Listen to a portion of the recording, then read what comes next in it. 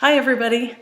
I am so happy to have the chance to contribute something in the way of a short video here, just to say a few words. I was so disappointed to find out when this celebration was going to be taking place and that I can't be there in person to share in the love and the laughter and the stories that are all going to be happening today, but happy to have something to contribute this way. So thanks for indulging me for a few minutes. I think, as most of you know, it would be almost impossible for me to overstate the kind of influence that Steve had on my life in terms of shaping the path in my young adulthood. And one of the biggest things when I think about Steve's legacy is the recognition of talent and potential in his students and how he encouraged and nurtured and challenged everyone to reach for more than they thought they were capable of doing at the time. And certainly I'm an example of that from the time when he took the chance to put Mark Jackson and I as freshmen into Gold Company, and we were the jazz babies, and continued that way for 4 years. And it certainly was challenging to go into an environment like that. But wonderfully challenging, of course. Of course, there are so many things I could list that I learned from him. But right down to when I think about as the assistant director of Gold Company in my senior year, he would give me 10 or 15 minutes to rehearse the group on a piece that I had written or was going to direct. And he would make me record those rehearsals and then bring them into his office, and we would listen back to them together. And very painfully, he would make me count the number of times that I said like or in rehearsal, and literally count them up. And that was super, super fun. But very important, because obviously he was a master of the efficient rehearsal and not wasting time. And so knowing that to lead a good rehearsal, I needed to choose my words carefully. I needed to think about what needed to happen next, even while I was in the middle of rehearsing something else. Super, super important concepts that I had to become aware of. And he was not shy about making sure that I became aware of it. Most important thing that happened was a time when Steve was invited to go to Canada as a clinician, as he often did, to work at a big festival.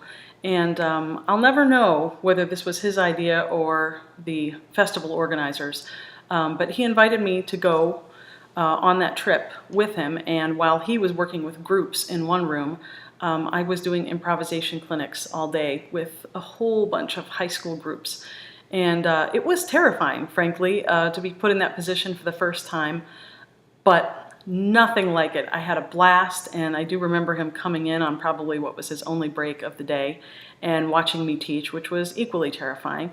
And it was on the way home from that trip on the plane that he asked about my plans for the next year and asked if I would direct Gold Company in his absence while he took a sabbatical in 1990-91. And so again, that was an example of where he saw my potential to do something that I didn't think I was capable of or ready for, and it literally changed the course of my life. I did it. There were many, many challenges. I had a whole lot of help and incredibly fun and awesome and wonderfully talented people to work with. And so it worked. And it formed in me a love of this teaching of vocal jazz that has stayed with me, obviously, until today. So I owe a large debt of gratitude to Steve for everything that he taught, everything that he gave to me in terms of opening doors of opportunity, as I know he has for so many people. And I'm eternally grateful, and now all there is to do is to go forward trying to live out his legacy by being the same kind of inspiring, challenging teacher who causes people to strive for excellence, again, beyond what they think they're capable of at the time, even when they're far more tired than they think they are. So here I am at University of North Texas, and 6 weeks ago we had the chance to do a couple of concerts here celebrating the music of another musical legend that Steve adored. And of course I'm talking about the inimitable Gene Perling.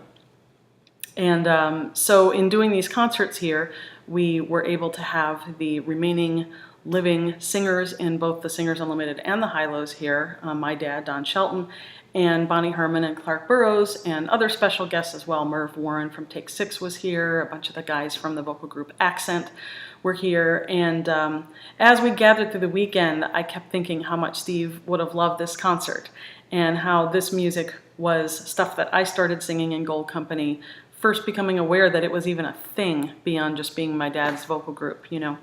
So I thought of him a lot, and we talked about him a lot.